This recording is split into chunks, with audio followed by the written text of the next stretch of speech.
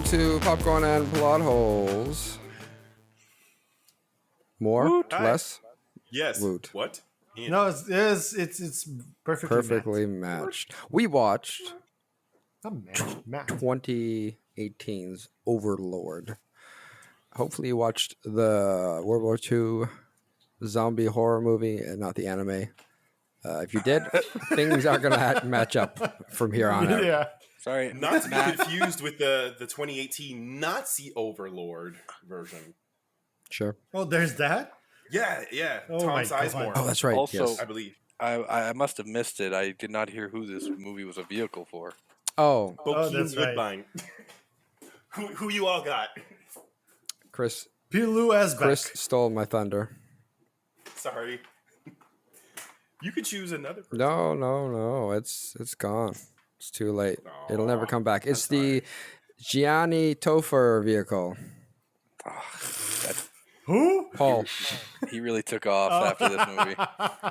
Actually, the one person that did stick out to me, and I had to look it up, one of the random Nazi soldiers in the base is one of the main characters in Spencer. What's that show? You Know You Are Loved. He was like the guy who got shot. Oh yeah. The one with Murder in Different Times. Yeah. It's great podcasting we're doing. What here, was that everybody. called? Wait, Murder in Different Dark? No.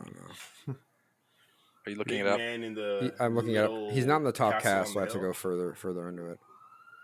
This is riveting podcasting. Isn't it the best podcasting? Listen. I'm really glad I brought it up. We're gonna figure this out. all the time. We're not leaving here and doing anything else until we You're find this welcome. guy's name. Bodies. Bodies. It's called That's right. Bodies. It was in Bodies. Yeah, he just stuck out to me because in Body it's like a 10-episode arc and he's in like most of the episodes and I was like, why do I know this random Nazi soldier? So I Yeah, had to he's look in it a up. ton of stuff. Yeah. Stephen Graham. Yes, there we go. It's a Stephen Graham vehicle. See everybody, that paid off. It was worth all of your it. time.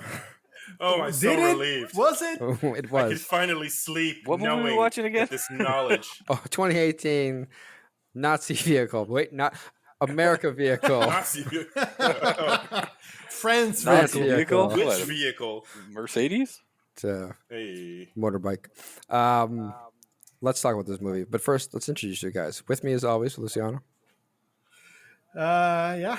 I am here, allegedly. Great. Good enough for me. Spencer. Hello. I am recording from Quebec, so apologies if I Ooh la sound la! more pompous than usual. You are representing the Pauls of this podcast. Yeah. I'm better than you. You could see the pompousness on Paul's face when the German soldier spat on the hardball. Paul was just like, Qu'est-ce que c'est? Sacre bleu! Your spit does not matter to me. Oh, combien poisson. and with us, I spit on your spit and I fart in your general with us direction. as always is Chris as well. Hey, Chris. Bonjour. Ooh la la. We sent Chris. We sent Chris back to Montreal that a too French- for French this was up? French frog impressions. Yeah. He's not allowed to come back. I- Actually, Yeah, Well- that's why he left. Yeah, I had to start a whole second family and everything. Mega awkward paperwork. yeah, that's how Quebec likes it. Keep your family French. Let's talk about Overlord. We always start Shazam. on the positive end. We're trying to be positive about movies. We don't know where this is going to go. It could be bad, it could be good. But what did you guys like about Overlord? I, for one, liked every time John Magaro was on screen, who played like Tibbet. Every time he was on screen, I was just like, bang! Because he was in Hook, remember, guys? Yeah. I don't know which Lost Boy, but I know this sucker was in it. He stopped his IMDb in the early 2000s, so motherfuckers couldn't connect the dots. But this motherfucker connected the dots, you know what I'm saying? He's probably like, I'm so sick of people saying bangarang to me that I needed to change all my I IMDb know page. is that he's not Rufio. That's all I can tell you.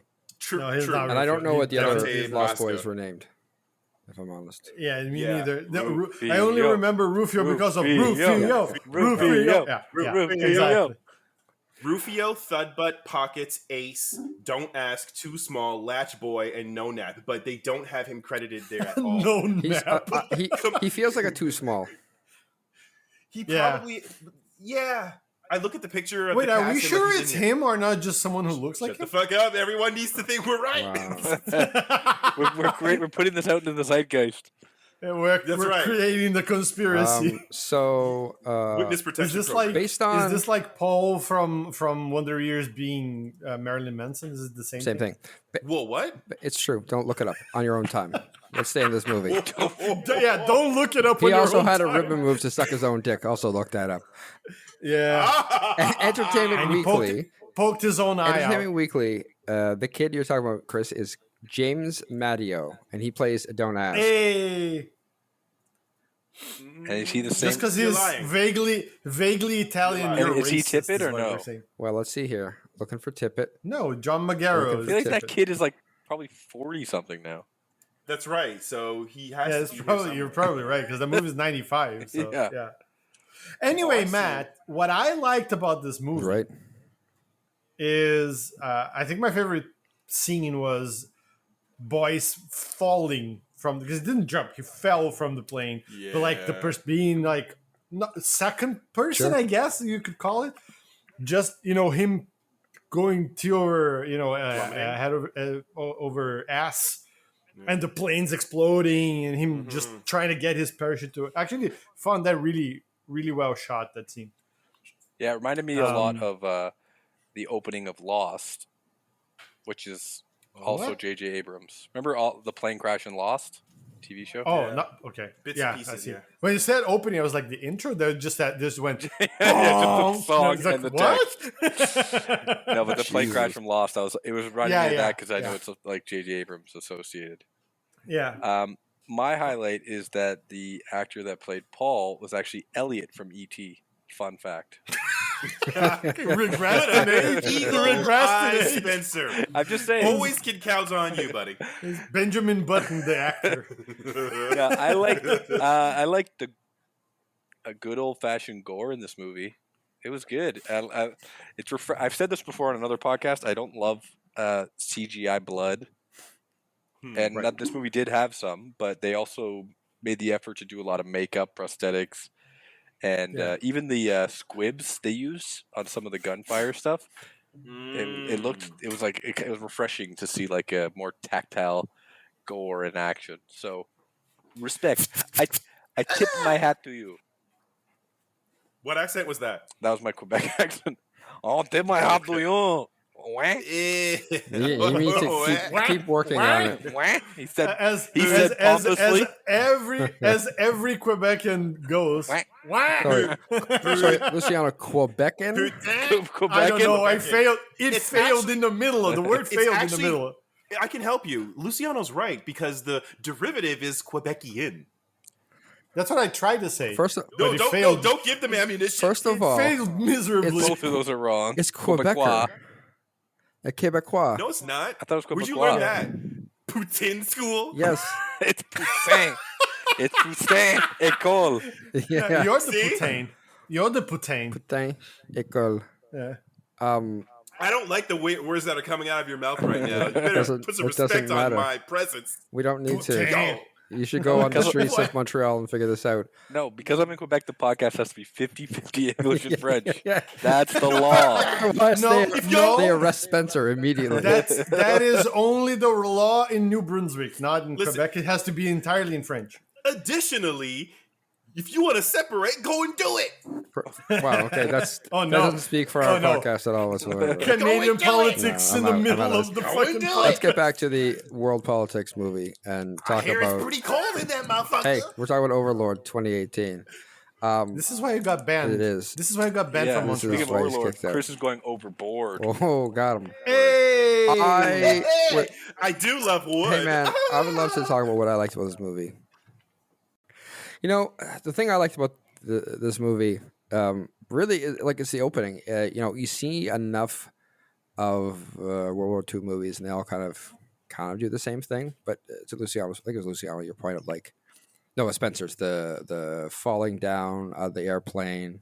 It's kind of both of you. I don't know. It's been a long time since we talked about Are this. you? Yeah. I'm drifting. Don't worry about it. It'll never make sense to you listeners, but for us, it's been a long time. But it's just the opening scene.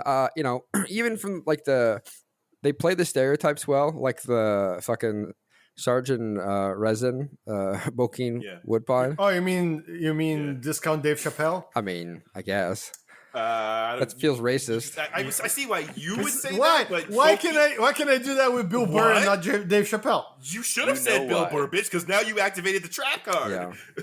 Listen, you're gonna find out later if we ever happen to talk about people that were harmed by the Nazis in said movies. Oh yes. But Anyway. it's fun. Like, and even the way he gets killed, it's just like, shit. Like, it's a little bit of fun, and like that whole was a different way to view it. I haven't seen it that way. Of like, it's slightly different, right? So it was fun, a fun way to jump in the movie. Even like the title cards, Overlord being in like the old time war propaganda movies thing was a nice touch to frame the movie. So I really enjoyed. I felt like that scene of the plane when they start getting shot. It felt a lot like the boat scene in Saving Private Ryan when they're getting shot, getting in the beach. So I thought it was a nice sort of counterpart. Brutal. War as hell. By the way. Chop. Wow. Yeah. But also Much more hell than ungentlemanly warfare. Yeah. How many? They should have just thrown cheeky barbs at the Nazis. That would have worked. Yeah, and they died when they got hit by the barbs. They did. So bad. How many Allied soldiers died in ungentlemanly warfare? None. A boat. Zero? One gunship. I Oh think. yeah, true. One boat. Oh, Well, sorry, not allies. They were Yeah. the Brits. Sorry. So we mean allies. Well, they are allies. The Brits were We're allies. allies. What are you talking about? Allies of themselves. They were being attacked. Chris, who are the Allied forces in World War II? Motherfucker, this ain't a history lesson. Get back to the movie. It's good to know Clearly. that, though. What's important are these nuts. Oh Okay. boy. Are those nuts allied or Axis? What are you trying to? I don't think I like the words coming out of your mouth. So- We are going to war against Chris's nuts. Not by sea. They're We'll Left fight them right in the ain't too much. beaches. We will We'll fight them in the streets. We will We'll never release surrender. So Overlord, we watched Yeah. this movie. Let's talk about the things that other things you liked, didn't like, interesting questions. I will kick us off. I gotta ask, what the fuck was Boyce up to? Like, did he want to die? Because like he knows it's a secret institution, and immediately he gets in and sees they're doing some freaky shit, and then he continues to touch everything. Yeah, I half expected him to try, like, to taste the tar when he was thinking. I was like, oh, is he gonna try that shit on? No, sir. Usually I would yes and that, but the only people who reserve the right to taste the foreign substance are narcotics experts. They always take that with Oh, them. Yep. on the gums? Rub- Yeah. That's right, on the gums, and then, that's black. That cap. That's zombie tar, sir. That shit right here. Again? Sarge. Zombie tar That's again. zombie tar. Hold on. Sarge. Let me just try that again. Just to be sure. You know what, sir? This zombie tar tastes like chicken, sir. Reminds me of that scene in Brooklyn Nine-Nine with Pimento showing them how to snort cocaine. Yeah. Remind me how'd that go again? Yeah. Yeah, I mean but it's not just the tar tasting that he did. He also put the open syringe he found in his pocket. I don't care who you are. Just Yeah, like a huge fucking ass syringe. I don't care. When it came out of I don't care who you are, where you're from. You innately know not to put an open syringe in your pocket. You're born with that. It's massive like too. needle down too. Is needled up that much better? A little better. At least it's not like going up against your leg every time you step Yeah, on but something. you bend over, it's going right Yeah. in your belly. This is a True. good question. Which way is better, needle up or needle down? Because needle up, Needle nowhere. Leave it away. No, it's not from the your question. fucking The pocket. question isn't needle up or needle down. Needle up feels like if you trip or run into a wall or you're fighting a Nazi, it's going in you. At least needle down, a little less likely to get stabbed by it. I think that Well, you it could- depends on the angle. Like every time you take a step, it will stab you on your knee. What if you put it sideways with the needle protruding Sideways. out of your pocket? Like but To backwards. which side, back or forward? Yeah, like backwards, not forward. So it's kind of going out. That's probably the best out one. into the left if you're going in your left pocket, you know. So, and then is you almost have like to the a left or stinger. does it hook to the right? Like perpendicular. Yeah. So it's like poking. It's like poking like out. Like a hedgehog's quill or something. It's like a natural defense. See, you're close to the real and true answer. You tape it to your back between your shoulder blades, and then you can't needle down, by the way, so that it's like you can still fight and run, and without worrying of what. I feel like you guys are aiming the location like on the legs. Because he doesn't have a pocket in the middle of his back. Yeah, how do you tape something to your back by yourself? Easily. You ask a Nazi to help You know what, Chris? I know this. I know this is audio podcast. Fucking do it right now, bitch. Show us. Yeah, go grab something, tape it to your fucking back, needle down. He actually went. We're looking to you this podcast while Chris is gone. We need stab a narrator. himself. Yeah. I want him to come back with a butcher knife that he tapes to his back, like a cleaver. just to prove his point. But yeah, I really wonder like what his plan was there. Like obviously he's acting on instinct, and that's like you got to check out some stuff, and maybe not know what Tatara is, but like I don't know, man.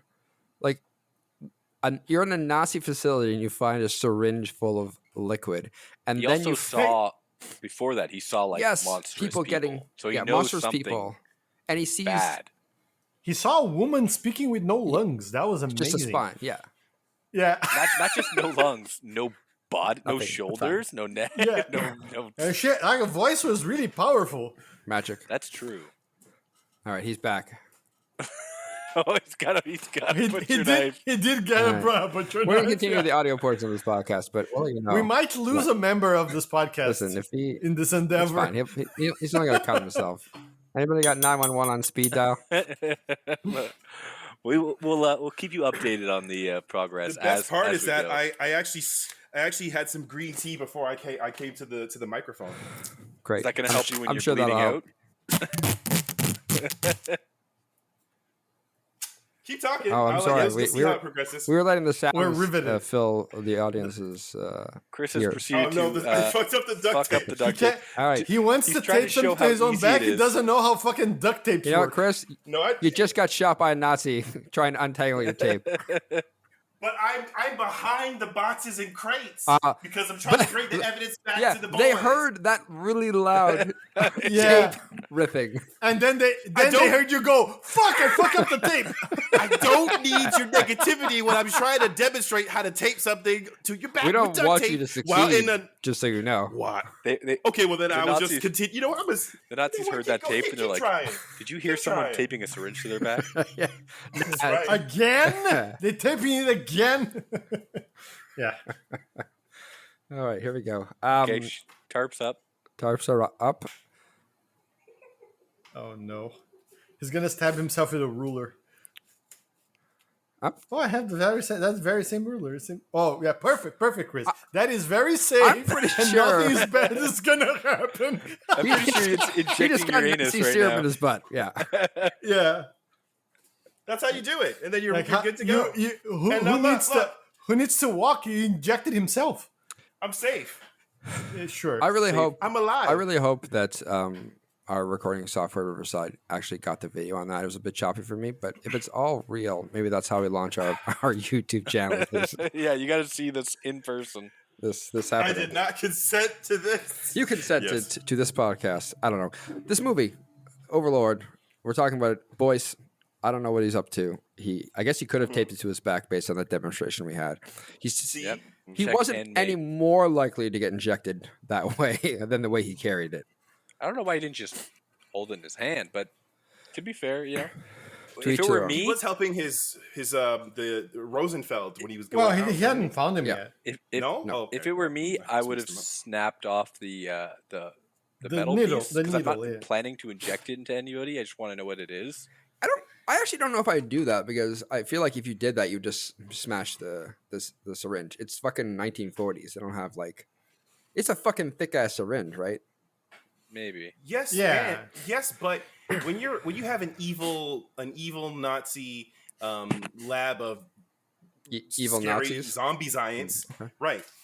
When you with scary science and equipment, you think they would spring for syringe covers so that the staff or like No, this the lead Nazis don't scientist, care. Nah, they don't give it. They don't care about Listen, if you're worker not a safety. researcher, you're a volunteer. Let's just take a quick recount of what the Nazis have done in this movie. We don't even go to the whole war. I just before we move on, I settled it. He should have squirted the serum into his mouth and then just kept it there. Didn't swallow. He would and not swallow. Yeah, great. I like it. Yeah. So spit into a mug. So the Nazis kidnapped all the people from the town, murdered a bunch of them, lit a bunch on fire, transmuted at least one. Not before torturing them. Well, I was, I was getting there. I didn't know I had to go in a certain order. Tortured them. They usually it goes torture then death, because if you try to torture someone who's dead, well, but these people were undead, and so who knows when the torture happened? And death is the third option that we have to consider in this case. You're right. Multiple situations of rape. Do you think they care about lab safety? Guys, I'm starting. Well, if they want their projects to be successful, but you got to think about HIPAA in these streets. I'm starting to think these Nazis aren't very good guys. I think that's true, and let's continue discovering in this movie how bad these Nazi people are. So we've gotten past Boyce, and his death wish, I guess, like licking everything in that fucking church. Well, I mean, I guess the question is Boyce fearless or scared of everything? I think he was just like completely out of his element and not thinking. Right. He did. Go ahead. Does he have is shell shock? No, that's more like Vietnam terms, right? He had bits of it. He had bits of it, and he depicted that. He could be shell shocked after. No, but what's the World War II term? Because shell shock, I think, was like Vietnam's term for PTSD. I think that was shell shocked for World War II as well. Yeah, it was shell shocked before. Okay. There was a operational fatigue in the middle, but that was later. Okay. It's shell shock because he basically sees that vampire. Sorry, it wasn't a vampire. That zombie dog, and he runs away from it, and jumps in the back of that car. Right? Fucking outruns the dog too. Maybe that's something. We're looking at it wrong. Maybe it's just 'cause this is the 40s. They thought that you could, eat metal and it would increase your intestine. Oh, so maybe they did. Remember, guys, this is pre-COVID. I don't know if you're aware. Not really. So I mean, that's a question. About is this the precursor to COVID? It's the zombie 80 years in the making. Look into it, guys. Nazi Germany was in Wuhan. Look it up. And if that's the case, then like someone's got to do something with that post-secondary education, because they were not successful. In what way were they not successful? In science. In zombie science. Were these zombies? Yeah, the zombies weren't very useful to them, because they kept them all locked down. Nazi zombies? It was early stages. Yeah. Oh, I see. But that was late in the war already. Well, yeah, but you don't need to go to the zombie soldiers early in the war. You're kicking the shit out of everybody. Fair. It's when things go bad, then you got to start getting creative. This is also when Hitler was deep in his meth cycle. I believe they termed that the occult quotes cycle instead of meth, but same. I believe they were shockingly side by side. I don't know how. They go hand in hand. I don't know how they mixed. But they did. Yeah, it's just a weird coincidence, I guess. Yeah. It's just tweaking, being like. Speaking of speaking of Nazis and occult, can we just for a second say that a better name for this movie would have been Wolfenstein the movie? Wolfenstein and Overlord. What do you mean? Oh, I like it. I like it. What do you mean? What do you say that? Have you never played Wolfenstein? You've never played any of the Wolfenstein games? Honestly, I have not. So I've heard of it. This is just like, imagine this movie in game form. That's basically what Wolfenstein is. The Nazis doing occult shit, and one guy who isn't, eating tar and stabbing himself with needles, but otherwise going through the thing, wrecking shit up. He technically had a crew helping him. Okay. Who? BJ Yeah, Blazkowicz? in the like the modern Wolfenstein. Oh, yeah, but that's in the 60s. It's an alternate that's universe. fair. Yeah. Anyways, because the Nazis win and all that Yeah. shit, right? I'm talking about like the OG, like Wolfenstein 3D. They didn't even have head bob, so it looked like you were floating as you were it's a very traversing the accurate level. portrayal of Nazi soldiers. You know what? I'm old, He was born in the '60s, just like, just like you then. No, I was born Yes. way later than you. Yeah, all whole 28 days. So after. many days later. 28. Enough days for the zombie virus to run through your system. Truth. True. He was born He had it 28 Any days other- later. That's right. Ooh, wait, is that which one's the Sandra Bullock? Just 28 days? Wait, I'm talking about the 28 zombie days. movie. Yeah. Well, Why would I be everybody talking about cares the Sandra Bullock movie? because The no Cillian one Murphy cares one? more than the movies that Sandra Bullock makes, and we all want to see those. So is Sandy B's movie 28 days later? Or No, 28 Sandy days? B's movie is 28 days. The sequel to that movie is 28 days later. Yes. So what's the Actually, and the third one's called 28 Days Too Late. No, there is a sequel to 28 days later called 28 weeks later, Yes. and they're talking about doing a third one. called 28. 28 months. I think it's 28 years. I think it's 28 years. I have it on high authority that Woody Allen is coming back into the light, penning the next sequel of Sandra Bullock's smash series, and they're calling it 28 times 28. centuries. And yeah, 28 times 28 equals second pandemic. Hey, Oh, I thought you were going to his do the movie was math. called 28 equals too old. No, this movie is called Overlord, bitches. The proposal, the movie title is called The Proposal is actually a blind date with 28 days minus The Lost City, minus Ocean's 8 and Bird Boxes. This is what happens when you tape a ruler to your back. You start. I've removed It's- it. it's- I've reached my the destination. metal is seeping It's into the his serum. bloodstream, No, making him he go crazy. taped a real syringe full of God knows what. and our point that it didn't work is proven right now. I just want to remind everybody that we need to stop casting known sexual offenders and predators in movies, Chris. Who said that the movie was real, and who said that he wasn't operating from within the confines of a facility that's actually a prison? Guys, No remember one. the movie Overlord?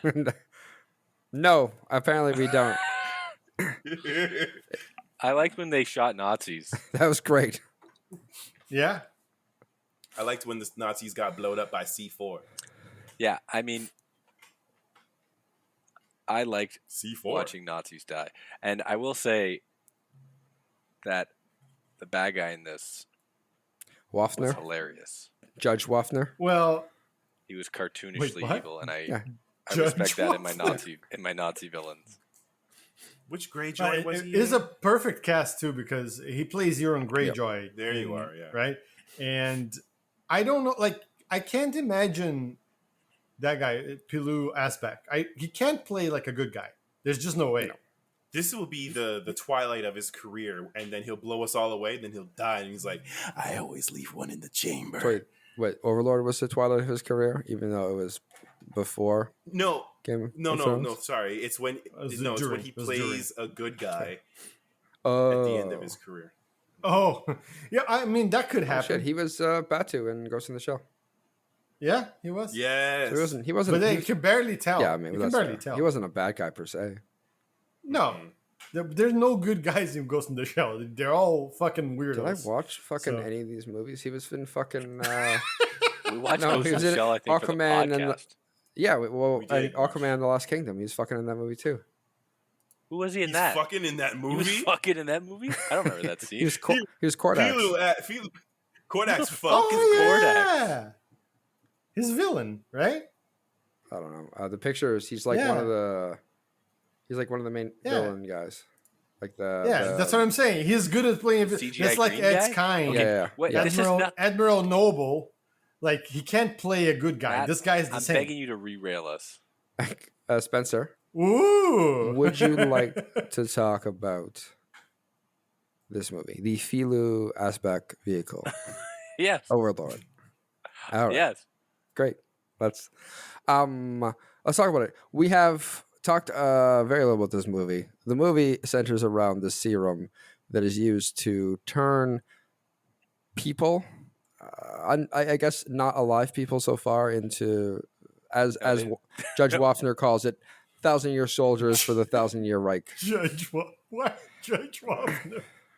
You gotta dehumanize the enemy. So, Your Honor, I right. say I come to you, and I would and I'd like to petition clemency. Please let us blow up this tower. I think the judge is going to deny that charge because he's a German Nazi. Furthermore,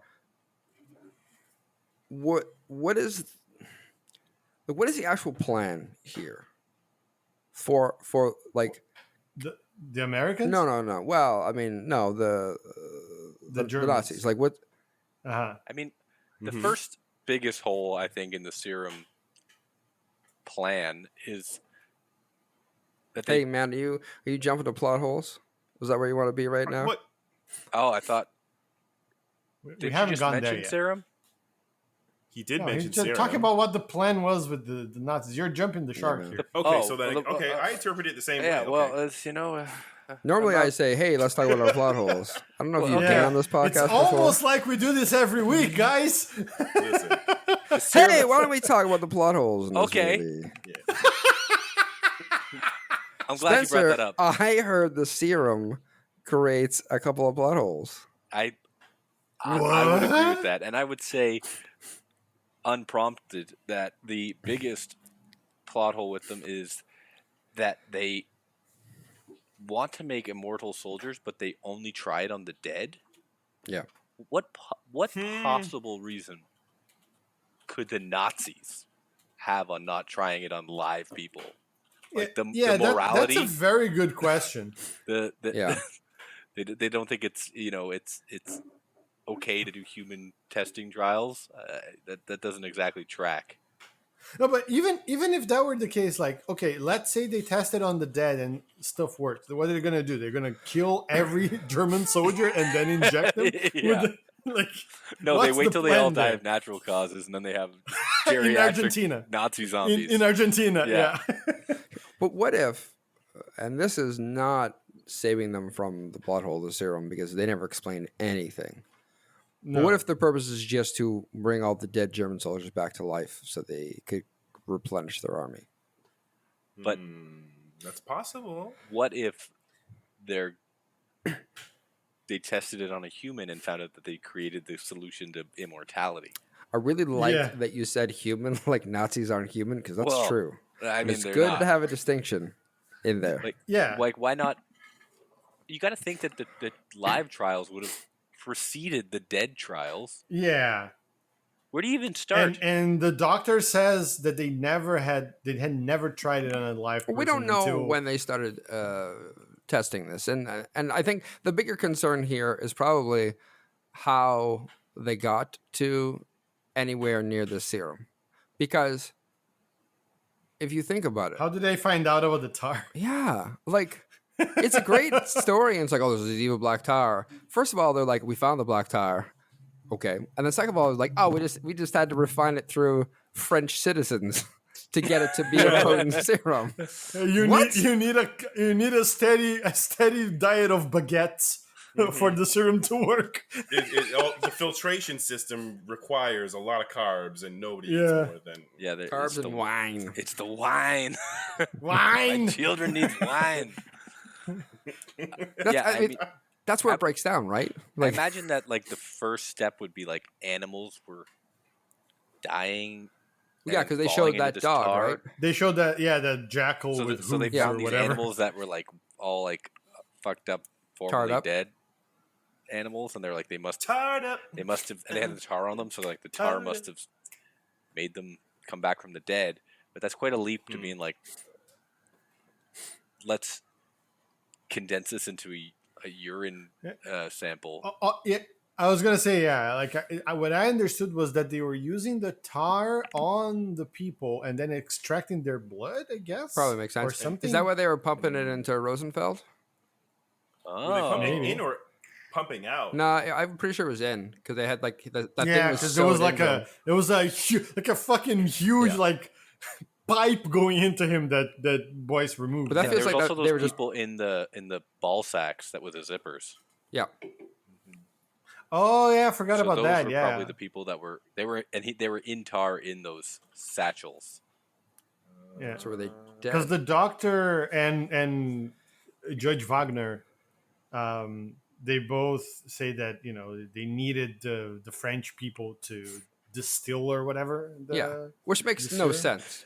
Because like, Yeah, what is actually distinct between the French and like anybody the baguette and wine? And why? and wine. We already Wine. covered this. So And come up. I mean, that's where the serum falls apart, right? It's like it's one of these things where it's like it sounds spooky, and it's like you take this serum and you turn into a zombie and like you go fucking crazy. But like as soon as you think about it was black tar underneath the city, and then they pushed it through French people, and they distilled this juice, and it's just like what? but also Like, who knew that French people work so well as thieves?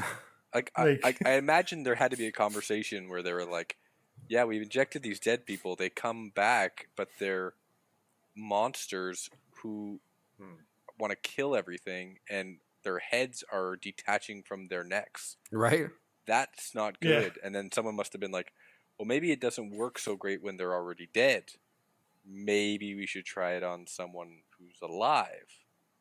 Yeah, but they didn't. So, and then I assume they said, that sounds like Jewish propaganda.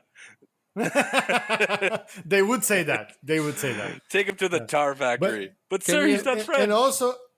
And also, like, it seemed like the tar, like the serum had random effects depending on yes who you injected on and where. I guess I don't know what like the variables might be, but and like the potential age of the subject as well. Because like, look at Chase. Like he turned into like a box of shredded wheats. Yeah, but super strong and everything. To be fair, Boyce turned him into the box of shredded wheat. Yeah. But also, Chase did himself. What happened to that ant lady? Was she? Yeah. Well, they said they were experimented on her, but they were never more explicit than that. Yeah. So was she? So I think she was one of the people who were inside like the sacks. Oh, and they just let her go. That's nice.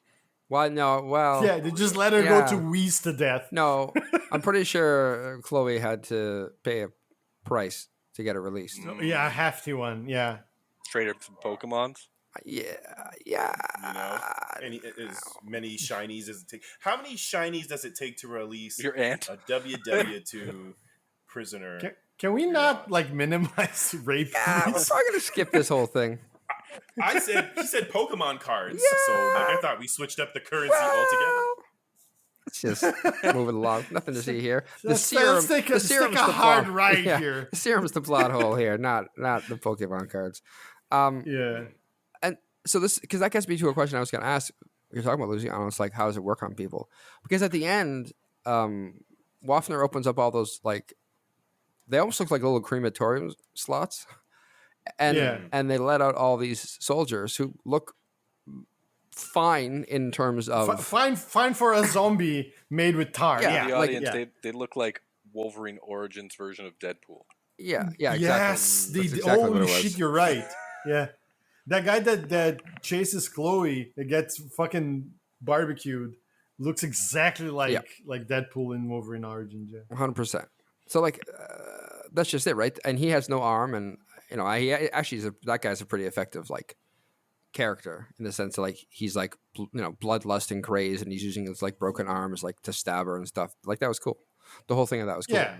But the serum, I'm just like I start to and the guy that she has at gunpoint tries to get her like to say, "Oh, Paul, your brother is here," right? And push her in. He got fucked. I love that. I was like, no, you go in there, you idiot. Yeah, but like the person who was inside that cell or whatever that was also like, I guess, looking for brains, but not in the same way. So to me, the main thing that got me was like, okay, so what are the actual effects? Because when Chase gets injected, he still seems like himself to an extent, but like he kind of goes crazy, right? In a pretty like pretty quickly he starts like bending his fucking neck 180 degrees or whatever.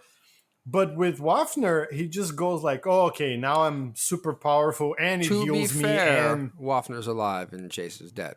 So there is a line there to Denmark could have different effects. okay, fair, that's fair. But then it goes back to Spencer's question of why wouldn't they have ever tried on a living Frenchman?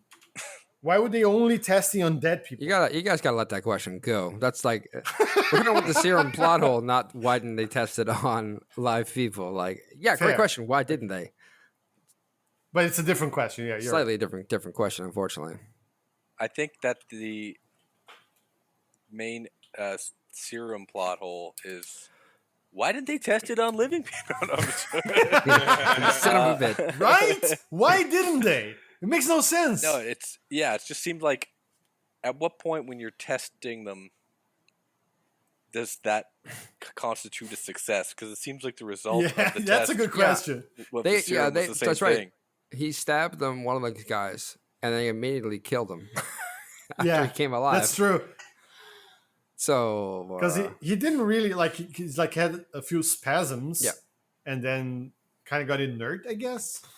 Maybe the plan was just to have soldiers carry these serums in their open pockets naturally, and Or taped to their Or back. or taped to their backs. And whenever a fellow soldier, Nazi would die, they just inject him and just send him on the battlefield. Good luck. That, that would not be necessarily a bad tactic to just throw random zombies at like. You'd be callous enough for Nazis to do it. I mean, they were giving their soldiers say. like in real life, weren't they like giving them speed and meth and stuff on the battlefield? Yeah, but that's fine. That's but And that was not if just meth the was good enough Nazis. for Hitler, why wouldn't it be good enough for the rest of his it's soldiers? good enough for me. I mean, it's not. Yeah. That's not be bad talking meth. No, but like it's. I think like the challenge with this serum, I think, is as it's presented to us, it feels like you can't give it to anybody because look at Chase. Chase was their buddy, and they gave it to him, and he immediately went psycho and tried to murder everybody. Yeah. And so, like, if you're gonna have these super soldiers, you want to have like a smidge of control over them. Yeah. Even for Nazis, they want to have a little control. Be like, go kill in that general direction, please. Don't come this way. Yeah, you just point them, right? Like a hose. Nazi zombie hose? Yeah. Zombies. Shooting them out. Yeah. All of them zombies. They would do that. Yeah. They could be just dropping Nazi zombies from like planes overhead instead of like bombs. And they just drop them and they run throughout the city. Yeah, but it's interesting because the way that Waffner talks about it when he's talking to Ford, he says, 1,000-year Reich needs 1,000-year soldiers. So it seems like the plan was to create some sort of an immortality serum. But then how did they know that the stupid tar going through French baguettes would actually generate there's no through line? You guys didn't want to answer that question. You wanted to focus on obvious. why they didn't test it on live people. Listen, nobody asked that the question. way they found out the first time I heard that question today. No, what happened was a Frenchman and it sounds like a setup to a joke. A Frenchman and a German guy walk into a tar pit. Both are chefs. One melts, a la Raiders of the Lost Ark. Great. The German, obviously. Yeah. One comes out smoking a cigarette, sipping wine. Wine. Fine. And tar. Sipping tar? No, sipping wine or whatever Tar you said. wine. And then, well, I was going to make the other one edible. The tar thing edible, but that's okay. Moving on. Edible tar wine. What? Edible tar. But then he comes out and he's good, and then the Nazis are like, "Hey, this stuff doesn't kill the Frenchman, but it's too strong for Nazi blood, even though we're the supreme race." Mm-hmm. Turns out their Nazi blood's too weak for the tar, so they have to weaken the substance by siphoning it through the French baguettes. French people. Baguettes, yes. Baguettes. Think about those baguettes. The motherfuckers is long and Chris, like weedy. It sounds like you just called all the French people long baguettes and long baguettes and wheaty. Wheaty. Don't forget the wheat. I mean, that's what I want to taste in my bread is. So I think I made some good points, which Chris Probably tried to destroy, but I think that's a good answer. Well, listen, I think Chris just needs his own opportunity here to express his views on the serum, and we can tear his apart to get back at him. Well, listen, the baguettes are perfect because it's a multifaceted culinary journey and victory. When we bread is a multifaceted culinary journey. Yes, it is. Have you opened it? Have you opened Chris, it after? You're supposed to be the not white person on this podcast, and you're talking like the whitest person on this podcast. Bread is delicious. Bread is great. Pepper too spicy for my taste, but bread, no, perfect. Bread and pepper. Furthermore, have you put malt liquor on your bread? Okay, there you go. Now he's back. That's right. Thank God. Furthermore, now that he's back, played a trope. Something about this racism don't cut that. Like that shit. Jesus Christ!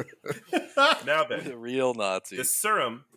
Exactly. Who were the real Nazis? Take a look at the mirror.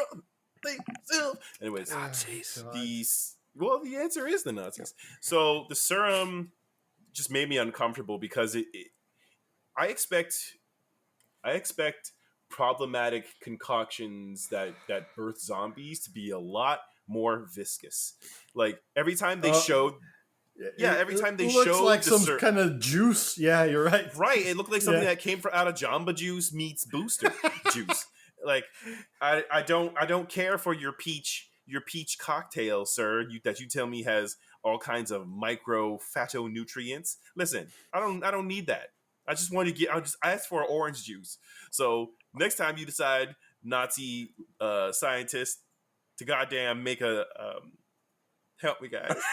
I'm kidding. I know exactly what I'm saying. The next time you hire a scientist, watching a man slowly sink into quicksand. I think what you're trying to say, Chris, is the Nazis were trying to. No, I know what I was going to say. For comedy, I wanted to pretend that I didn't have it. But what did you want? Right. Yes. Of course. Yeah. Very convincing. Maybe I'll cut that all, so it'll be much more convincing. Yeah! But it was the cheese. It wasn't viscous enough. It looked like whack juice that I don't want to spend $18 for. I wanted to have some oomph. I wanted to be scary, but it wasn't. It was just this object that happened to be taped to some guy's back without injuring him and traveled from point A to point B and carried the story and ourselves, the audience, with it. So normally in these plot hole things, we'd like to do a little cleanup to maybe improve the movie to some degree. So how methods of carrying, we covered that. On your back, tape to your back. Use duct tape, be really loud. Nazis can't hear you. So that's solved. But the rest of the serum and how it plays out in the story, how are we improving this just to make it a little bit more believable, or like at least make us not look at it and be like, what? I think the entire cast should stop trying to break, and this is a street basketball hooping term.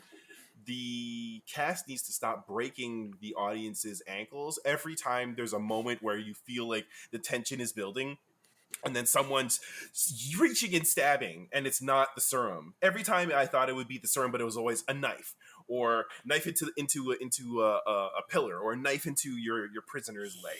So the way we fix the serum is by not talking about the serum?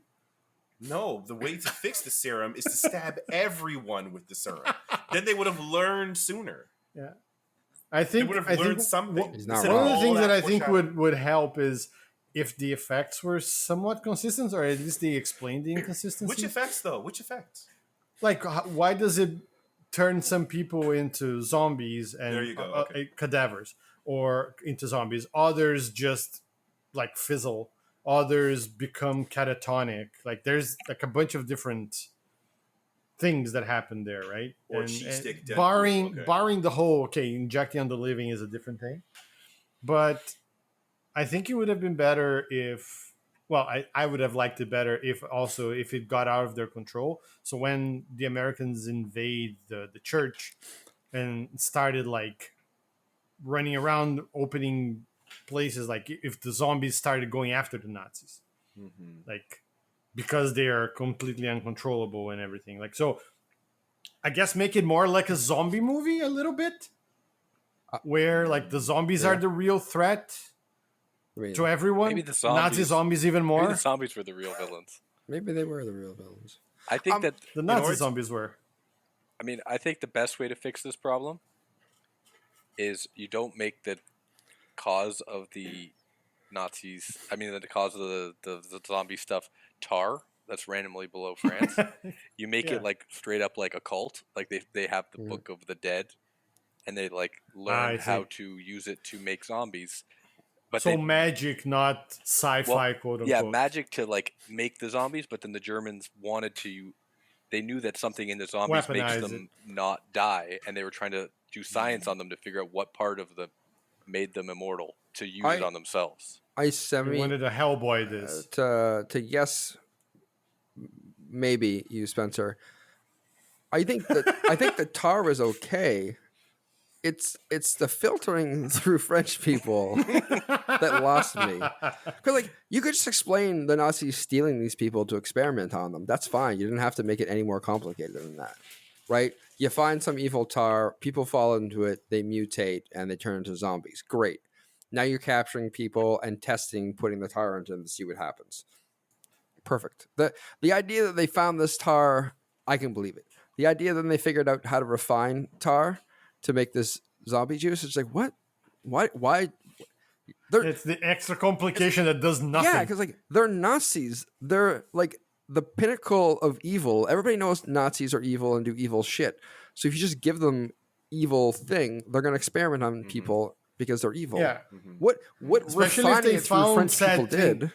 Especially when they find said thing in like a small French town when it's already occupied by Germany. Yeah.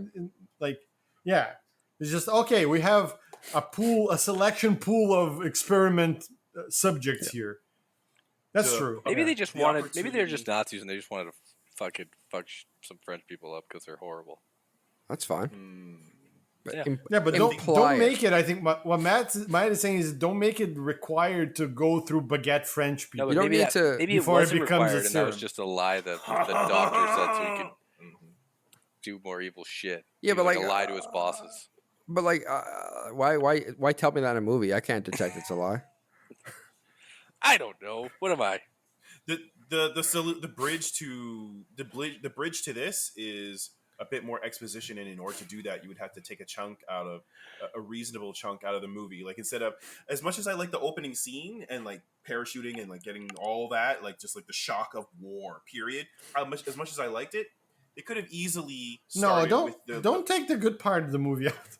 But this is like the chasm from the beginning of the movie to when we are introduced to zombies is too great.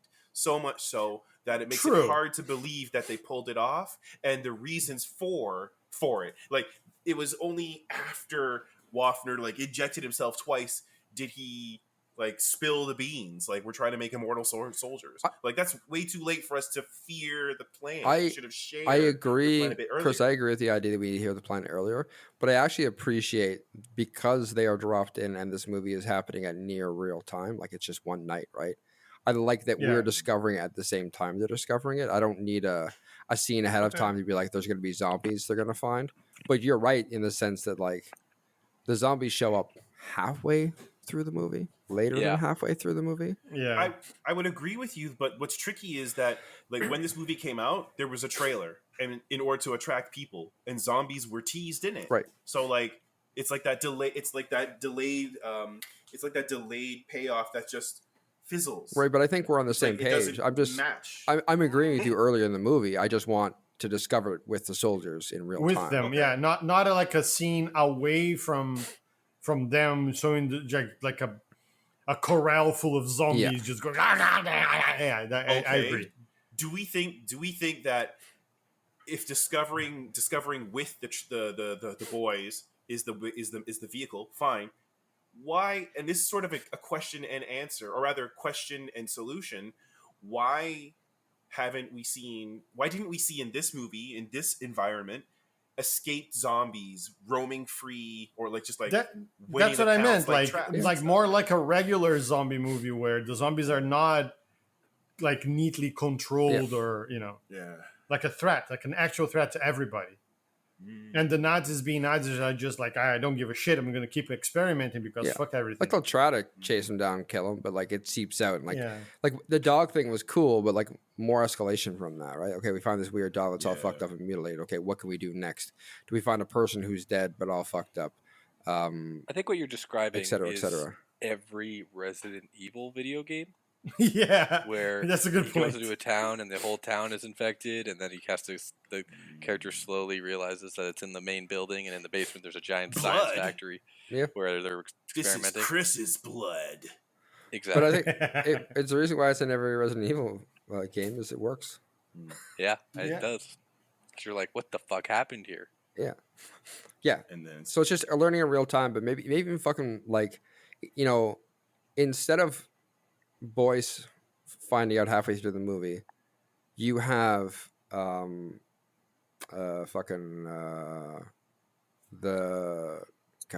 guy who's inside the base already.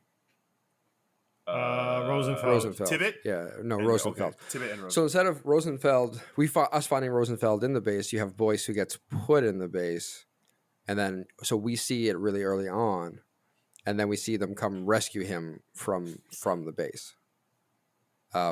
Or even like not by accident, but on purpose. Or even by accident, that's fine. But just like show us the guy going into the base. We got all that set up earlier.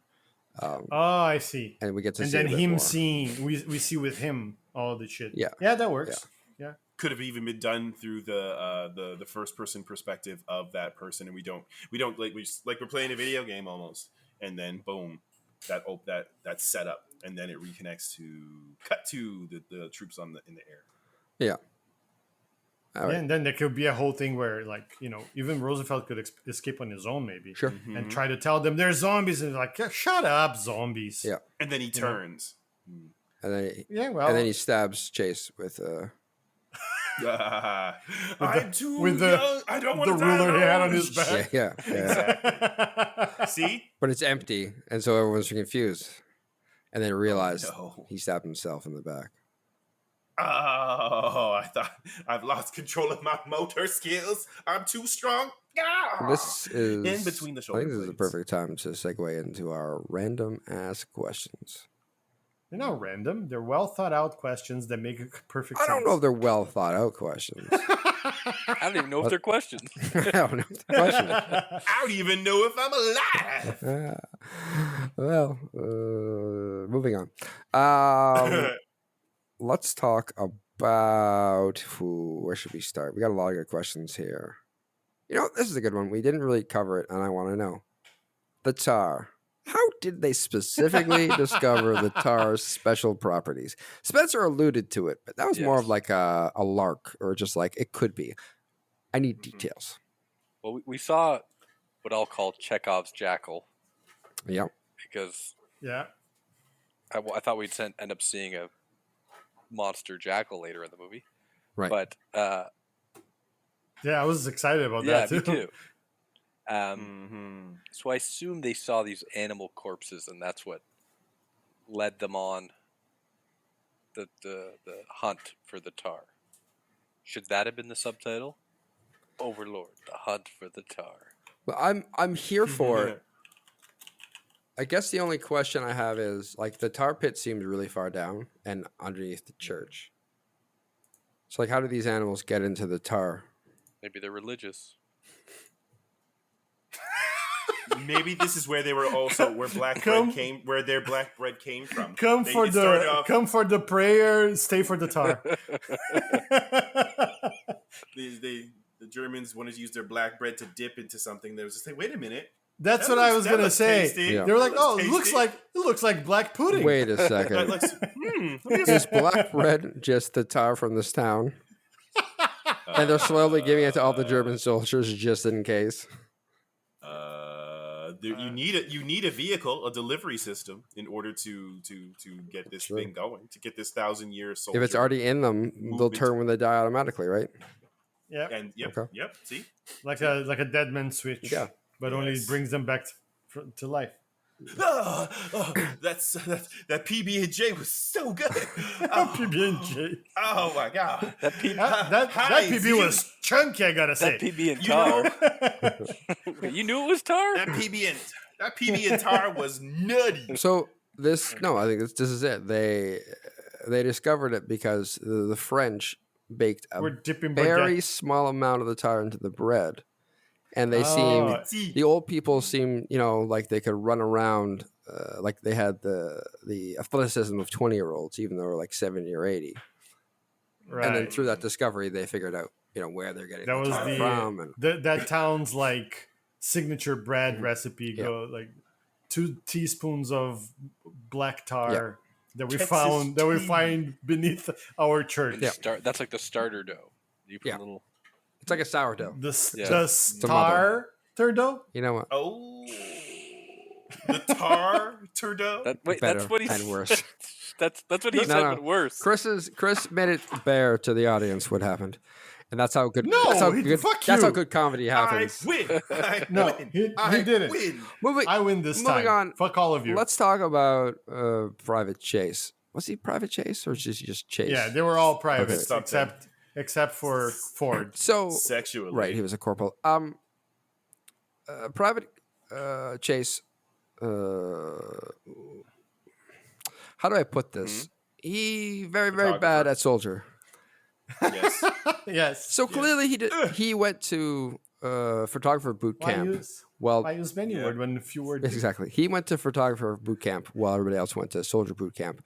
And I want to know what happens at photographer boot camp to prepare him for his role. It's critical in photographer boot camp when you're about to be engulfed by the rage of war, that you not only master the photography equipment, but at the same time master the ability to capture the reality of war. And sometimes you need to be able to firmly and clearly instruct your enemy to freeze, hold that pose, click, and then run away. Because they don't give you guns. The only thing you know how to shoot is a camera and reload. Yeah, that's why I think for budgetary reasons, it's the same training that the soldiers get, but instead of guns, they get cameras. Yeah, Listen, guys, we don't have instead enough of shooting bullets. bullets, they shoot photos. Yeah, so they're at the That's they're at right. the shooting range, just taking pictures of the bullseyes. Mm-hmm. They're reloading and their then, cameras. and when That's they're right. doing sniper training, just have a really long Telephoto okay. lens or Yeah. something. And that's and that's just to save on money. But when it comes to the war front, yeah, they're trying to mow down soldiers with cameras, and it's Yeah, so I got the shots. So Chase learned how to switch like films on the cameras really fast with one hand. Yeah, but it's also the couldn't shoot birthplace save of his life. voguing. and it's a shame because he had this like really long shot that he nailed of Hitler, but it was a photograph. When if it was a sniper, it would have ended the war. It was just a I got him shame. in my sights, guys. Take We're the gonna take shot. him out. Take the shot. Click. Take a shot. It was a Got real him. mix-up by the Allied Yeah. forces. They meant to send in Yeah. I a shot sniper, Hitler, guys. but they sent in a photographer named Yeah. Private Sniper. Very confusing. It was all very Ah. confusing. He said, What's your name, son? My name is Joe Sniper. And the- I'm a photographer. "Yeah, the wording didn't help." He was like, "I shot Hitler. I got a headshot." Yeah. It was perfect. It was perfectly framed. I You can lit see his you can see ass the up. pores on his face. I exploded his head and his brains flew everywhere. You killed him? No, it was a photograph. It's a photograph, and he was taking. And I blew it up. That was the. And that's right. Yeah. And I blew it up to 42 feet by 42,000 feet. What? Yay. That's the biggest That's a of picture all time. size. He exploded. It's also known as the blanket size. There you go. Chris, this picture of Hitler was like. Was it just him really stretched out on this canvas? Yeah, it's like really wide. That's how. Yeah, there's no. That's right. It doesn't maintain aspect ratio either, so it's all stretched to hell. He used Photoshop -40, Yep. and he didn't know, and he was trying to scale up the photo from wallet size, film size to blanket size. Billboard size. And, Yeah, billboard size. Yeah. Well, Billboard's time. Well, I said 40. I think I said 48,000 or 100. Sure. So like that's a lot of blankets. Apparently, that's a billboard size. We're gonna move on from that. Don't fact check that. I want to know about Paul. Paul was a little child, Chloe's brother. He loved baseball, and he was a pawn in the machinations. But I think more importantly, I think we need to know how Paul grew up from this Turned experience. out? Yeah, we don't know how he turned out. So, how do you think Paul uses his experience from these times in the movie to help him motivate the 1998 New York Yankees win the World Series? What?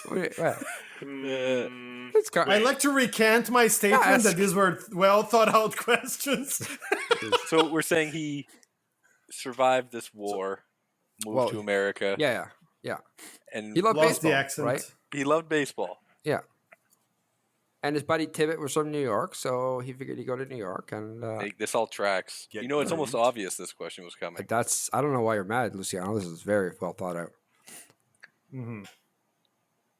Okay, so he changes his name to Joe. Is he a player or is he a coach? Well, he's pretty old by 98. Right? Listen, I'm not telling you the answers, but Spencer's on to the angle that he changed his name from Paul Laurent to Joe Torre. Because also just as French by Tippett. Just as French. Yeah, Joe Torre. And famous for his thick French accent. So he became the manager of the Yankees. I imagine it's Game 7. Okay. He has the team in the locker room. They're about to go out and play their game. And he says, "When I was a young boy named Paul, before I became Joe Torre." What is that accent that he has now? Paul's originally French, but he changed to Italian, so it's kind of mixed. Okay. Hey, Spencer, why don't you make this Game 4 of the World Series because the Yankees swept the Padres, just for posterity's sake. Okay. This is for the World Series. So he's right before the game against the Padres, he said, "The Padres reminds me of a church in my old city of Italiano. I mean, Bari. I mean, whatever that town was. Ciel Blanca. Ciel Blanc. Blanca from Street Fighter? Yeah. Young Derek Jeter. You remind me of a young Tippett. Now he's Irish. This accent. Fuck. You remind me of a young Tippett, the Italian man who saved my life. I just want to help you out. Joe Torre spoke perfect English. So let me tell you about the story of me growing up in Paris, France. Derek, when I was a young boy around your age, I ran into some Nazis. And I learned something that day. If you spit on a baseball, it can give you a little extra juice on a fastball. Now, I know you're not a pitcher, but you're pitching this game. Now take this ball and you win this for us. They will never see it coming. This story all tracks. Derek Jeter was famously 8 years old when he played in the 1998 World Series. And famously pitched for the first time in Game 7 of the 4-game series. First time in the last game of the World Series. He pitched a shutout. So good for 8-year-old Derek Jeter. Balls. No balls were wetter except the one that he threw. Yeah, that's great. Okay. I don't think we need any further answers on that question. That is, that's the only answer. I'm just reciting history. You can't really change. Yeah, that's fact. He was reading Wikipedia.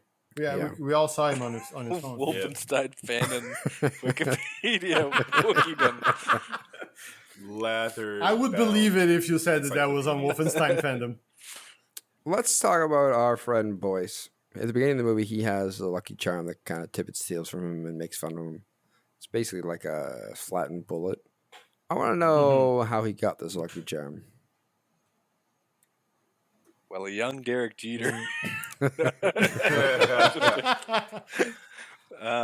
Wait. What? Wasn't he 8 in the World Series? How was he younger? This isn't about math. We're going back in time. He has to be younger, obviously. I don't see what the problem is. Benjamin Button. Jeter. This is all in the Button family.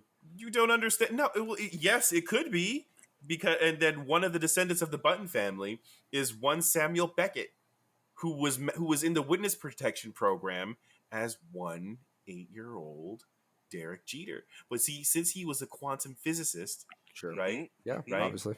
Quantum Let physics. him cook. See, exactly. Yeah. That's right.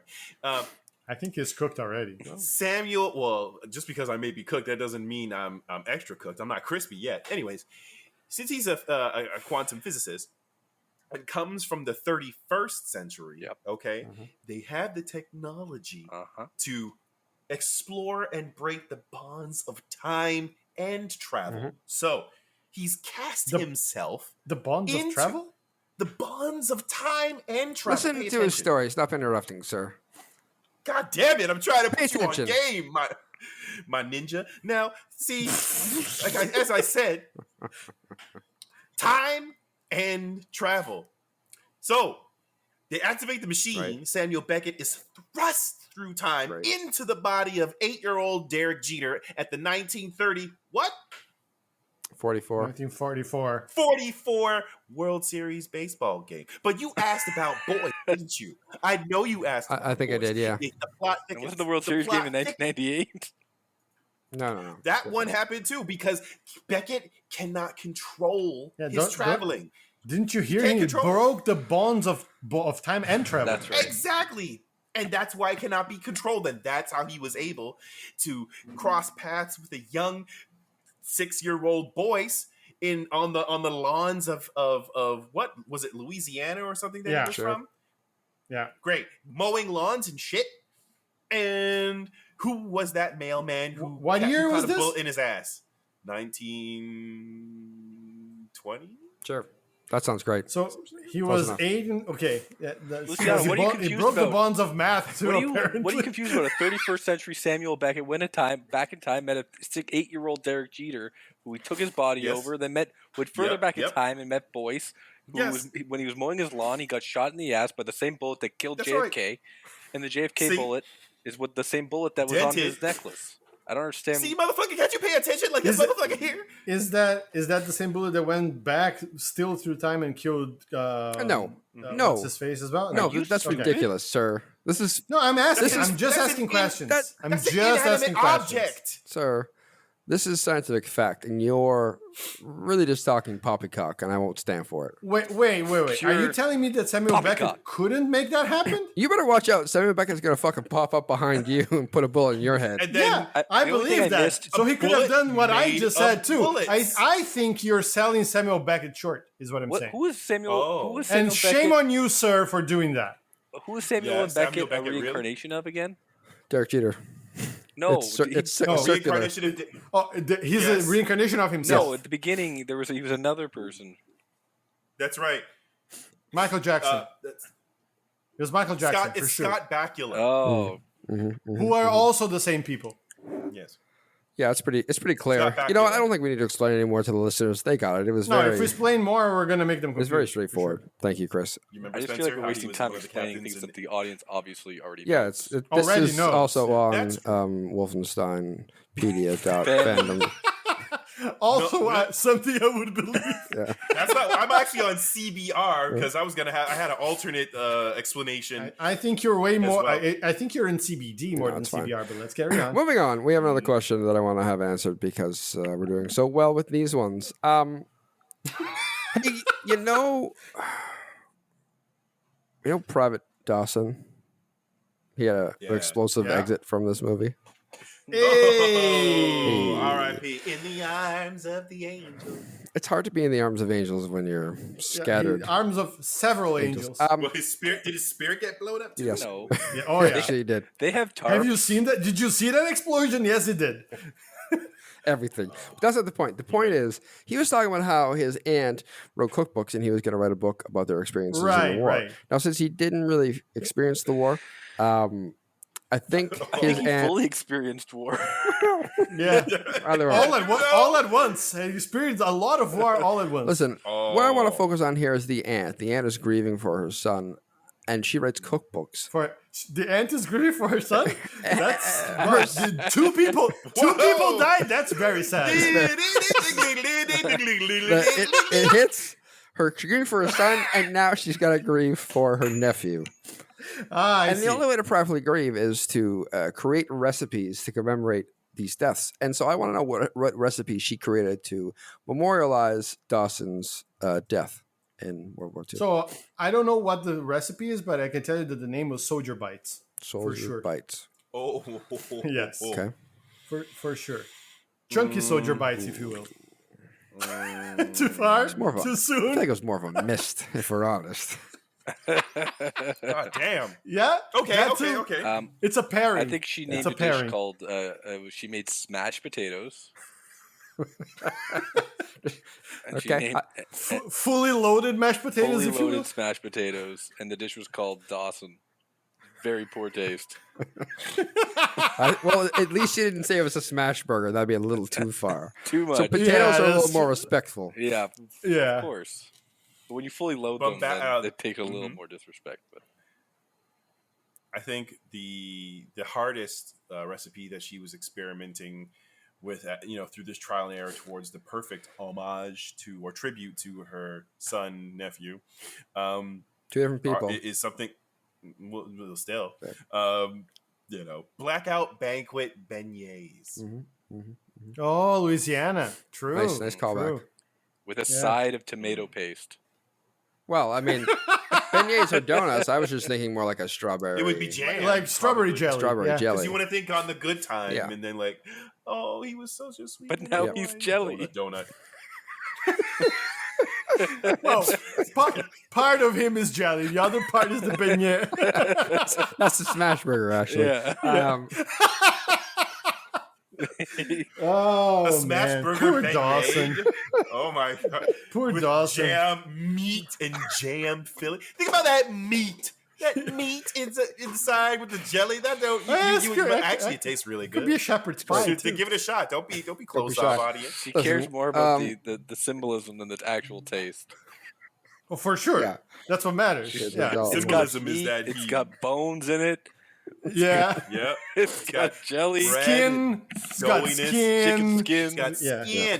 It's eyeballs. Chicken skin and the glaze of the frosting to represent, that dew, the dew on this on his skin before, just as it crisps and it gets that. It's important to in the night be accurate. I have to represent the whole of Dawson. You really do. In that dish. Which whole? It's fine. It's not the whole with a W. Do not eat it though. No, I think we've nailed this question as Dawson would want us to.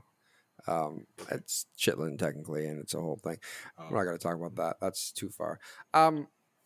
Oh yeah, that's too far. It is. Please. Next question. We're moving on from it. Rosenfeld. He had books. He had tar pumped into him. I'm not really sure, but I feel like he's going to turn into a zombie at some point. So when does that happen? So what happens when he turns into the Nazi zombie? Wait, he turns into a Nazi zombie? Or just zombie? That is some powerful tar to turn a Jew into a Nazi zombie. Hey, Ford had to kill himself. So are you saying that why else would you kill yourself if it didn't make you into a Nazi zombie? So the serum also has Nazi properties, not just zombie properties. Yeah, after they run it through the French, they run it back through Germans. Just to catch it. The French caused the tar to surrender. Correct. And then the Germans caused it to be Nazi. Correct. Yes. It's a surrendered Nazi tar. Yeah. Okay. So when he turns, sounds like it cancels each other. What if I'm willing to accept that maybe he's not a Nazi zombie if you consider the tar was run through him, right? Right. So if it takes on the surrender properties of the French and then takes on the Jewish properties of Rosenfeld.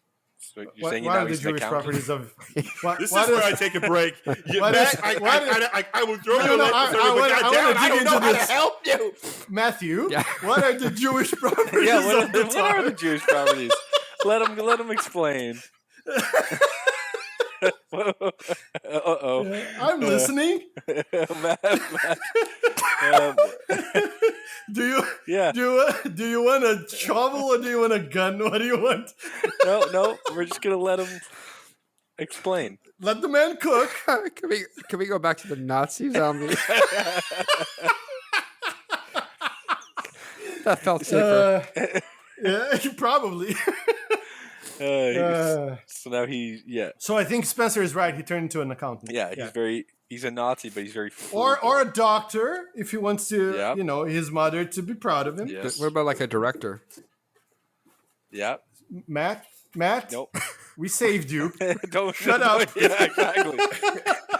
I thought we'd be past this by now. We're still alive. What Oh God. Is it safe if I said he became like a Jewish version of Captain America? No.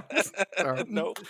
Star David on a shield. The only thing I'll accept is if you say he went on to create the Jewish space laser. I will give you that. Okay, but like a shield with this Star David that's not cool. No, Matt. Yeah, what? Is it a blue and white shield with the Star David? Yeah, obviously that's. Oh god. That was. And then so a death laser instead of saying I can do this all day, he just says, "Oy vey." So if you think so. Which death laser? Oh, so you're talking about I can do this till around 6 o'clock. Then I gotta be home. Yeah, then I have to go home. I got Shabbat dinner. And on Saturdays is what you're telling me? The herrings are not gonna eat themselves. Okay. I mean, yeah. What was the question? I think we answered that question. The question was, when Waffner took the 2 vials of serum, what do you think would happen to him after Jace turned into a zombie?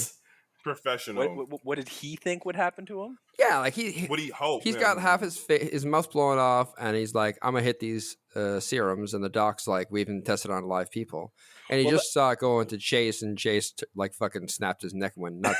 That's the part in the movie that really made me wonder, what the fuck is this guy thinking? Because he just witnessed the serum make the guy snap. Whatever happened to that guy, I want 2 of that. I want that times 2. The reason he put 2 in is because it's not viscous enough. It doesn't have enough oomph. So he's like, fuck, if I'm going to come out of this, like it's like half a serum, half a air quotes working serum. So that's what happened to Chase. He's like, I should take 2 of those. So he was like, okay, so Chase was dead and only needed 1 serum. But my face being half blown off is so much worse than being dead that I needed twice. It's half a serum. That's why it fucked up Chase so much. Oh, I see. He only had half Chase. A single dose just makes the death stronger. Well, he wasn't. It's like an antibiotic. You don't take the whole dose. You don't kill the thing. There you go. And so in this case, a full 2 syringes are the equivalent to a 100% concentrated dose. Air quotes, correct dose. I see. But like, why did he even take it? He didn't want his. I would understand if he took it because he was dying, but he wasn't even dying. Like he could have survived without it. You're right.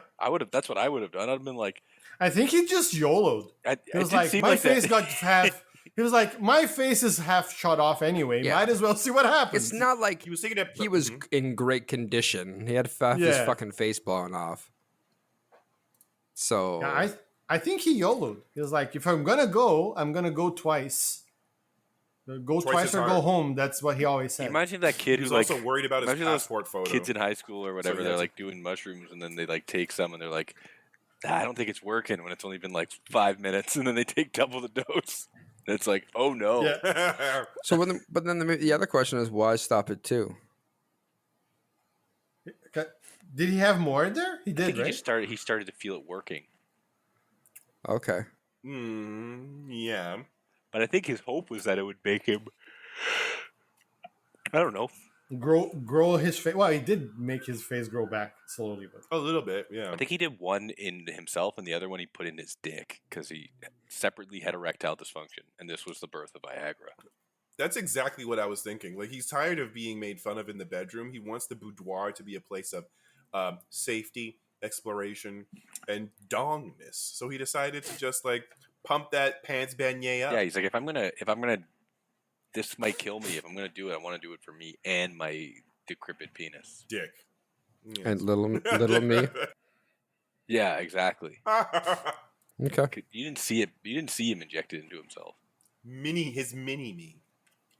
Mm-hmm. Maybe he injected both doses on his dick, and that's why it worked. And that's why. I think it's time to move on. We get a glimpse of Sergeant Lorenzen. Right. Or Lorson. He dies. Don't worry about it. He dies real quick. But if he was alive today, what job do you think he would have? Crypto bro. What'd you say? Crypto bro. Crypto bro? You called, Spencer? Yeah, I wasn't talking about you, Spencer. I was talking about Does Sergeant. he have any tips? I need some help. I would say yeah. he'd be like a floor manager at like an Amazon warehouse. That would work. Yeah. They'd be like, Why do I feel? they'd be that like, so sir, I haven't gone to the bathroom mean? in 2 full days, and they'd be like, didn't I say I was going to bring you a party? Stick to the schedule.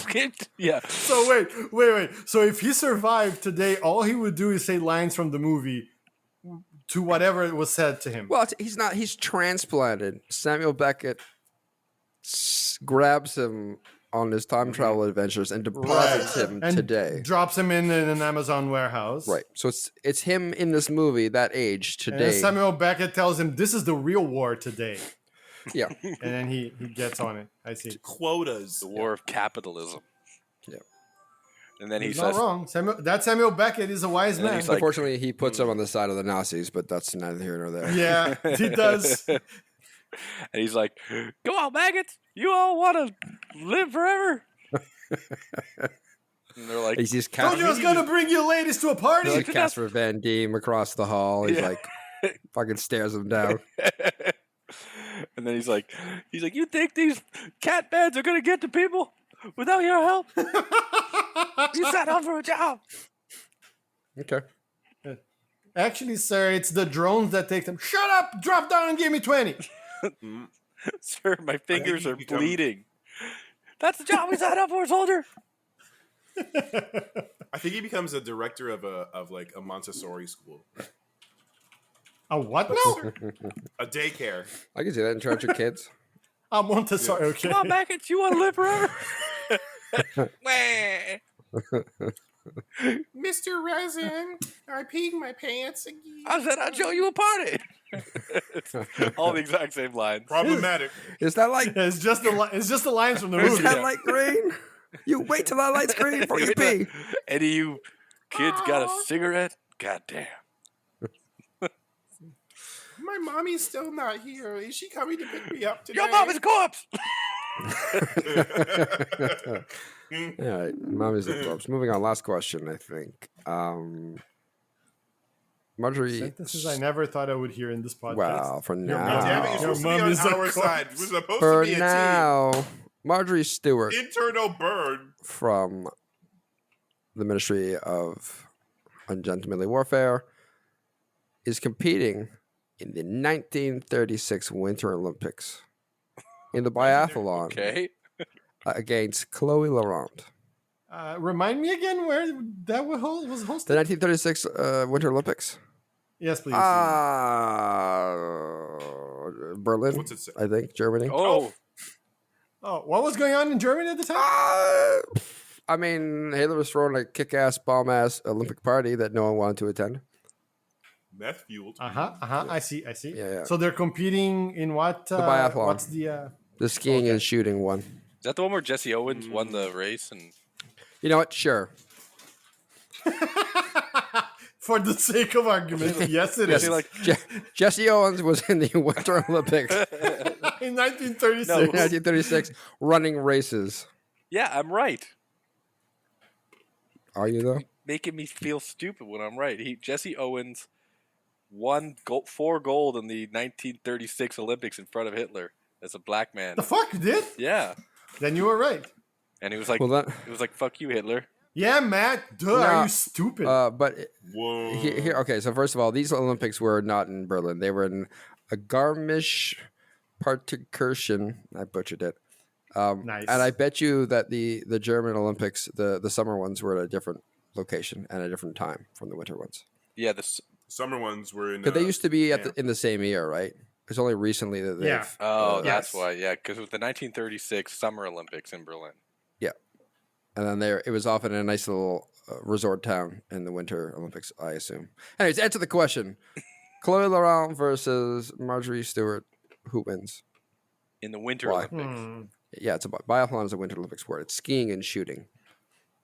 See, now I feel like it's going to be a really close match because Marjorie Stewart is an amazing marks person, but Yeah, but Chloe did you is see good at- Chloe? Did you see Chloe shooting Nazis? That was quite a spray. I did. Yeah. Yeah, It was like hip fire. there were like Extreme. 7 Nazis all aiming at her, and she just sprayed them. They all died in one spray. You gotta hit she- 5 targets in biathlon, so if she can just spray 5 bullets and hit them all instantly, that's way faster than like You aiming gotta and get the shooting. world Then it's record. gonna be She'll get the Chloe, world because- record on that. But It's going to be Chloe. but the other girl, Marjorie. Stewart. Margaret. Sure. You know what? Margaret. Yeah, Yes, Margaret. Margaret. Famously existing name Margaret. Yeah. She seemed like she came from money, so she has experience probably skiing. With skiing. Yeah, that's true. I don't think that this lady from a very small, occupied German town, French town. French but yeah. town, has had much skiing experience. Yeah, famously no snow in France. No, but having snow where you live and knowing how to ski are not the same thing. Yeah, But how do man. we know she didn't know how to How much ski? snow is in fucking England? That is 5. also fair. You got me there. I withdrew out the question. Jokes on you, Matt. You learned to ski in the rain. No, she was rich though. She could fly she could fly anywhere, Even to France. even to France. Check and Perfect. mate. Got him. Answered. Question over. Gentlemen, we've done it. We've answered all the questions about Overlord. Wait, who won? Yes, exactly. That's a great question. Let's review this movie. We use our patented review system. S is the top, F is the bottom. You got to pick something in the middle and give us a little hint as to why 2018's Overlord fits into that category. I'll go. So let's go with Spencer, since I decided that on my own. This movie was fun. It's a good movie. It's not a great movie, like, you know, it's an action movie and it's wacky and silly. But I've said it before and I'll say it again. I'll never get sick of watching Nazis get killed. That is always entertaining. And when they're also turning into monsters and there's lots of gore and fun sci-fi kind of elements, that's good in my books. So if you like watching Nazis get killed and like kind of fun science fiction horror kind of movies, I recommend it. It's no Dune 2. Dune. But Let's not do that again. but it's good. And it's also no Weekend at Bernie's. No Weekend at Bernie's, but nothing is. Fair. So I give it a solid, right on the number B. The number being B. The number B. The number B. Great. Nice. I'm very proud of that numbering system you've enacted. Luciano, what do you got? I agree. It's fun. It's like, and especially in the beginning, I was actually much more excited about it. Like, I thought the action scenes that were related to war were a little better than the ones related to the zombie stuff. The serum stuff bothered me a little bit because it's like they got to the like 3/4 into the movie and they were like, "Oh fuck, we have to wrap this up. All right, let's just do it. Fuck logic, fuck script, just to get where we needed to go." And that kind of bummed me a little bit. I don't regret watching it. Don't think I would watch it again. I hate Tibbet. I wish he was the one captured instead of Rosenfeld, and I wish he had turned into a zombie, and I wish he was killed. But then in the end, he gets better. So anyway, solid C for me, I would say. It was like, okay, this was fun, but I don't need to do this again. Solid number C. Good job. Number C. Yes, Chris, what number letter do you want to grade this movie? The number I'm going to start with falls within A to Q, and we'll take it from there. I don't do well with horror movies, but you guys had like scanned it early ahead of time and like helped me understand or like tried to like assure me that it wouldn't be too bad and stuff. And fortunately, that's exactly what happened. So I was able to like breathe a little bit Although sometimes I was a little scared, especially after that epic paratrooper scene. I was like, whoa.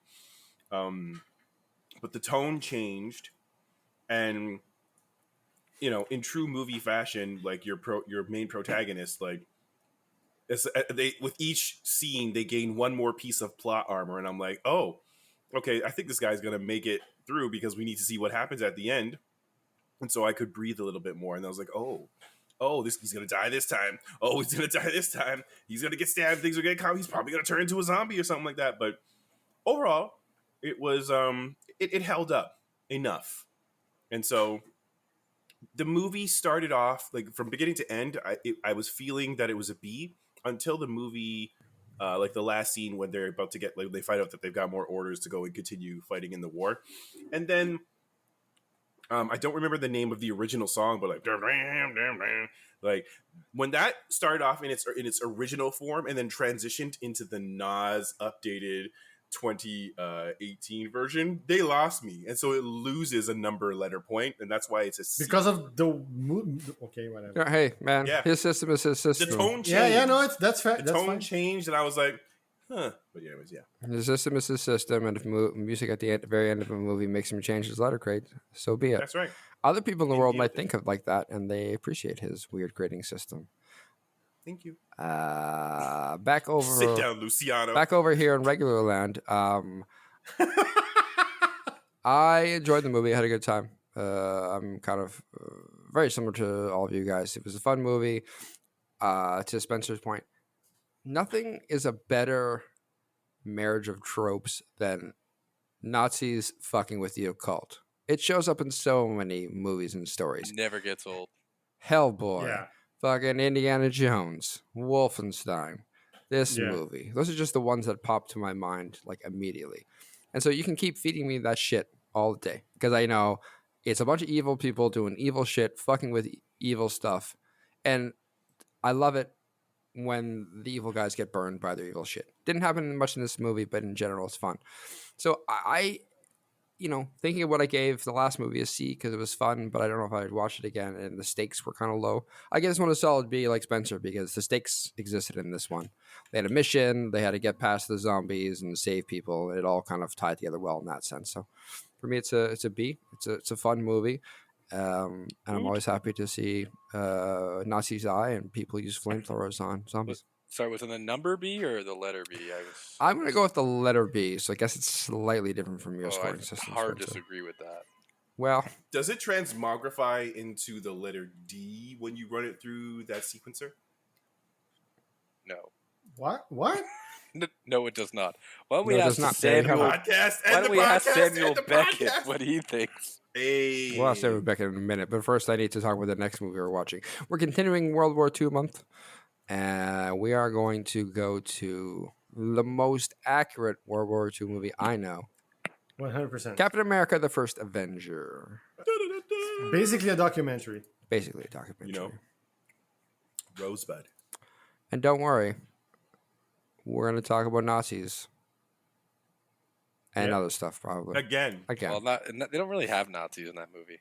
What? You're a Nazi. Matt? What? Nothing. You did it again, man. I thought you learned your lesson. I did not. I just like to see